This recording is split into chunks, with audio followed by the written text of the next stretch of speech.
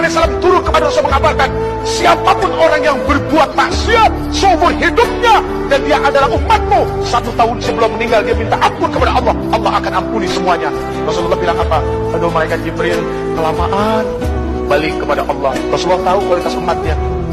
Setelah kembali kepada Allah turun lagi, ya Rasulullah, barang siapa dari umatmu berbuat dosa seumur hidupnya, 1 bulan sebelum dia meninggal, dia tobat kepada Allah, Allah subhanahu wa ta'ala akan ampuni dosanya. Apa Rasulullah bilang? Aduh malaikat Jibril, jangan deh, kelamaan, umatku lalai.